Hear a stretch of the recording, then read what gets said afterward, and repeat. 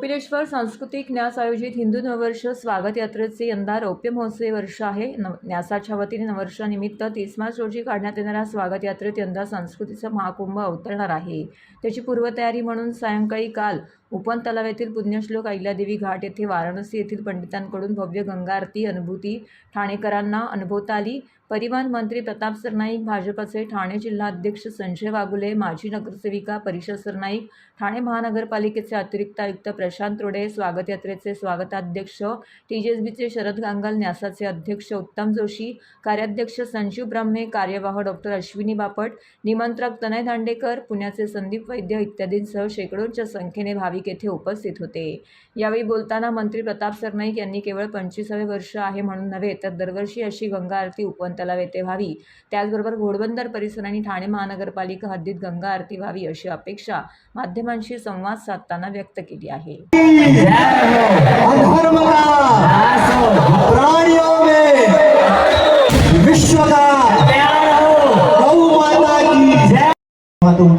दोनों हाथों और सभी लोग खड़े भी हो जाएंगे, सभी लोग खड़े हो जाएंगे, जितने भी लोग बैठे हैं सभी लोग खड़े हो जाएंगे. जहाँ तक मेरी आवाज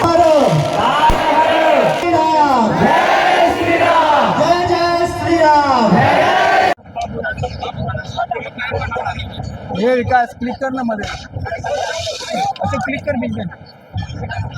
सर्वात जुनी संस्था असलेली कोपिलेश्वर मंदिराच्या संस्थेला हे 25 वर्ष पूर्ण झाले आणि गेल्या 25 वर्षापासून ठाणे शहरामधल्या मध्यवर्ती भागामध्ये कोपिलेश्वर मंदिर ट्रस्टच्या वतीनं स्वागत यात्रा काढली जाते. आणि हे 25 वर्ष पूर्ण होत असताना त्यांनी संकल्पना राबवली की ठाण्यातील काही मुख्य तलाव आहेत त्या तलावांमध्ये महाआरती करायची आणि त्यानुसार 28 तारखेला आज अहिल्यादेवी होळकर ह्या तलाव उपवनच्या तलावामध्ये, उद्या 29 तारखेला मासुंदा तलावात आणि परवा सकाळी 7 वाजता ही कोपिलेश्वर मंदिरातून स्वागत यात्रा निघेल. अशा प्रकारची संकल्पना ट्रस्टच्या सगळ्या आयोजकांनी केलेली आणि त्यानुसार आज 28 तारीख म्हणजे पहिला दिवस हा अहिल्यादेवी होळकर या उपवनच्या तलावामध्ये अतिशय सुंदर आणि खूप चांगल्या प्रकारे महाआरती वाराणसीवरून सगळे ब्राह्मण आले होते आणि त्यांच्या माध्यमातून केलेली मी ह्या परिसराचा आमदार म्हणून कोपिलेश्वर मंदिर ट्रस्टचा सर्व सभासदांचा सदस्यांचा मनापासून आभार व्यक्त करतो. त्यांनी संधी माझ्या मतदारसंघातील ह्या अतिशय पवित्र असलेल्या अहिल्यादेवी होळकर उपवन तलावामध्ये प्राप्त करून दिली आणि अतिशय सुंदर आणि चांगल्या वातावरणामध्ये ही महाआरती झाली. ओम गंगा तरंग रमणीय जटाकलापम गौरभागम नारायण प्रेमनंगमदापहारम वाराणसी प्रभृतिम भज विश्वनाथम. नमः पार्वती पतये हर हर महादेव.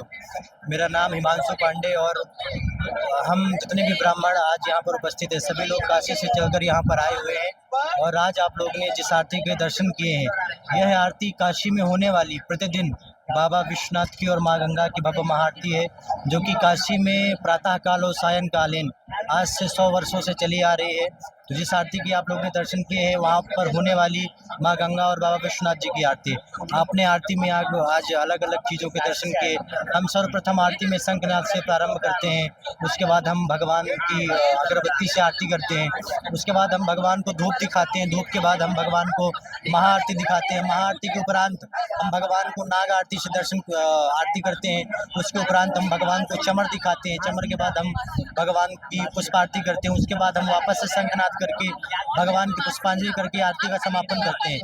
आज जिस आरती की आप लोग ने दर्शन किए हैं इस आरती को देखने के लिए ना कि अपने भारत से बल्कि देश विदेश से लोग इस आरती की सिर्फ दर्शन करने के लिए काशी आते हैं. जब आप कभी काशी आते हैं तो काशी आने में लोगों को दो ही उद्देश्य रहते हैं कि हम काशी क्यों जा रहे हैं.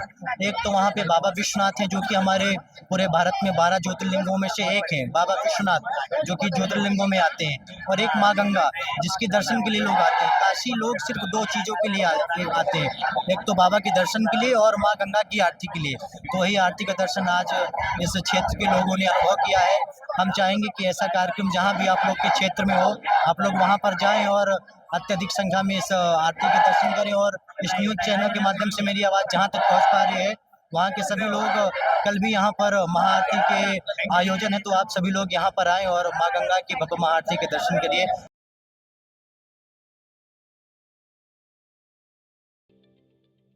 ठाणे महानगरपालिकेचे मालमत्ता कर म्हणजेच प्रॉपर्टी टॅक्स भरण्याचे आवाहन. सन 2022-23 या आर्थिक वर्षाचे मालमत्ता कराचे म्हणजेच प्रॉपर्टी टॅक्सचे बिल ठाणेकर करदात्यांना महापालिकेमार्फत आर्थिक वर्षाच्या सुरुवातीस म्हणजेच माहे एप्रिल 2022 मध्ये देण्यात आलेले आहे. तथापि अद्यापही काही करदात्यांनी मालमत्ता कर महापालिकेकडे जमा केलेला नाही. सध्या आर्थिक वर्षाचा अंतिम टप्पा सुरू झाला आहे. मालमत्ता कर वसुलीसाठी महापालिकेतर्फे कडक कारवाई हाती घेण्यात आली आहे. या अंतर्गत जंगम मालमत्ता, टीव्ही, फ्रीज, वाहन व इतर जप्त करणे तसेच स्थावर मालमत्ता वॉरंट बजावून जप्त करण्यात येत असून मालमत्तेचा जाहीर विक्रीद्वारे लिलाव करून कराची रक्कम वसूल करण्यात येत आहे. मालमत्तेस पाणी पुरवठा करण्यात येणारे नळ संयोजन खंडित करण्यात येत आहेत. त्याचप्रमाणे थकीत मालमत्ता करावर 2% व्याज आकारले जात असल्याने भरावयाची रक्कम वाढत आहे.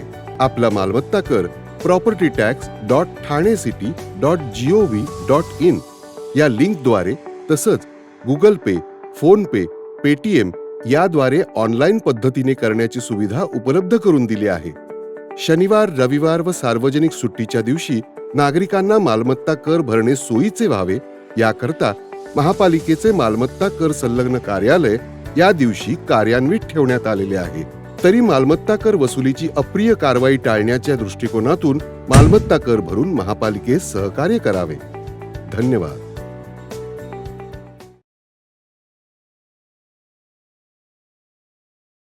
आगामी स्वराज्य संस्थांच्या निवडणुकीच्या पार्श्वभूमीवरती सर्वच राजकीय पक्षांनी पालघर जिल्ह्यावरती लक्ष केंद्रित केलं आहे.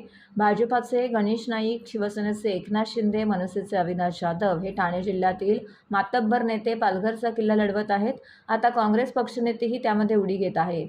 ठाणे शहर काँग्रेस कमिटीचे अध्यक्ष ॲडव्होकेट विक्रांत चव्हाण यांची प्रांताध्यक्ष हर्षवर्धन सपकाळ यांच्या सूचनेवरून पालघर जिल्हा काँग्रेस कमिटीच्या निरीक्षकपदी नियुक्ती करण्यात आलेली आहे.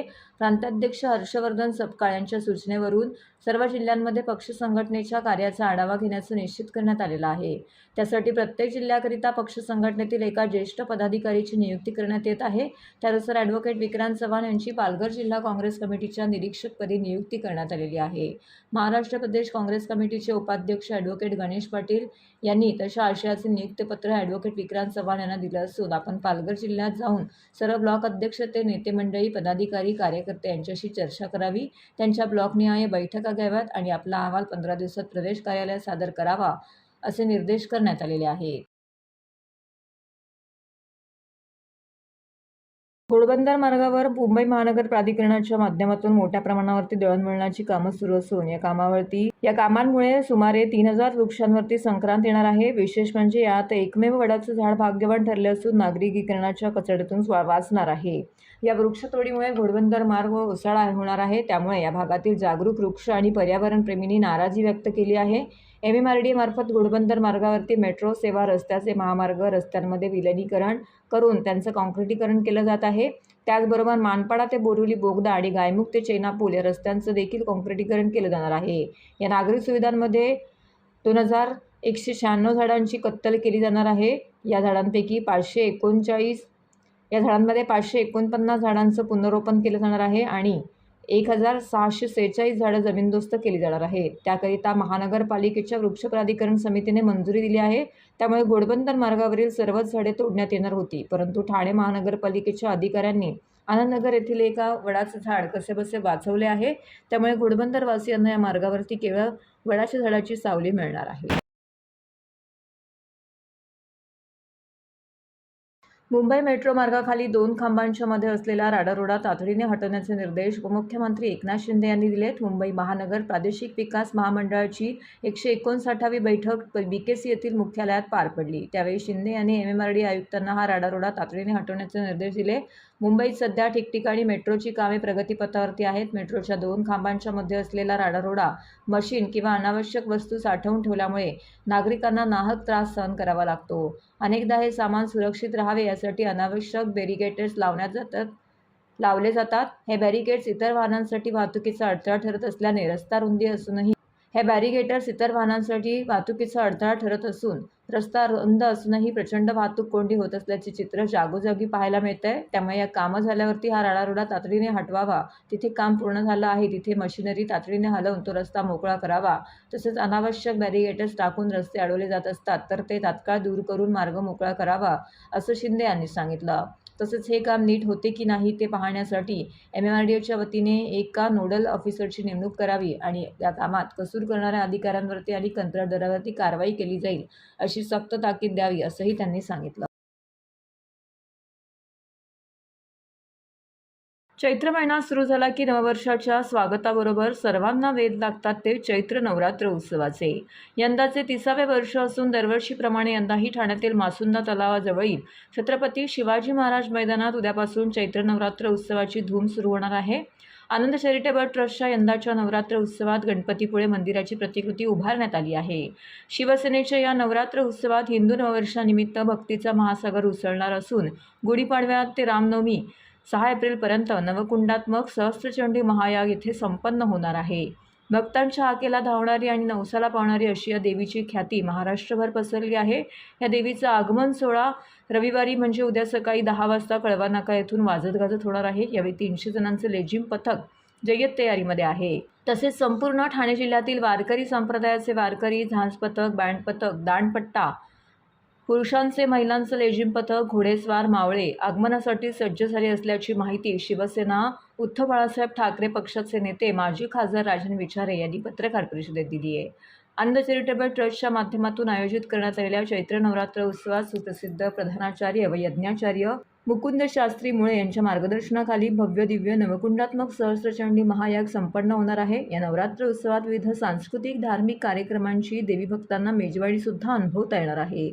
तरी सर्व भक्तांनी उपस्थित राहून देवीचं दर्शन आणि सांस्कृतिक कार्यक्रमाचा लाभ घेण्याचं आवाहन आनंद चॅरिटेबल ट्रस्टच्या वतीने करण्यात आलं आहे. आमचं ठाणे जिल्ह्याचं दैवत धर्मवीर आनंदिके साहेबांनी या महाराष्ट्रामध्ये कसे उत्सव साजरे करायचे, मध्ये गणेशोत्सव असेल, नवरात्र उत्सव असेल, दहीहंडी उत्सव असतील, विविध उत्सवाच्या माध्यमातून या ठिकाणी ही परंपरा त्या ठिकाणी ठेवली होती. तीच परंपरा जपण्याचं काम आनंद चॅरिटेबल ट्रस्टच्या माध्यमातून गेली 30 वर्ष हा या ठिकाणी चैत्र नवरात्र उत्सव आपण करतोय. आणि या उत्सवामध्ये या ठिकाणी सर्व जाती धर्माच्या लोकांना एकत्र करून या उत्सवामध्ये सहभागी होऊन या ठिकाणी सर्व देवी भक्त या ठिकाणी सामील होतात. यावेळेचं डेकोरेशन म्हणजे आपलं रत्नागिरीचं जे गणपतीपुळ्याचं मंदिर आहे त्याची प्रतिकृती या ठिकाणी बनवलेली आहे आणि त्याचबरोबर जे राम मंदिर आहे त्याची प्रतिकृती आपण या ठिकाणी बाहेर ठेवलेली आहे. सर्व मान्यवर मंडळी आहेत, पक्षप्रमुख उद्धव ठाकरे असतील, रश्मी ठाकरे असतील, आदित्य ठाकरे असतील आणि शिवसेनेचे सर्व नेते मंडळी, खासदार, आमदार या ठिकाणी येणार आहेत.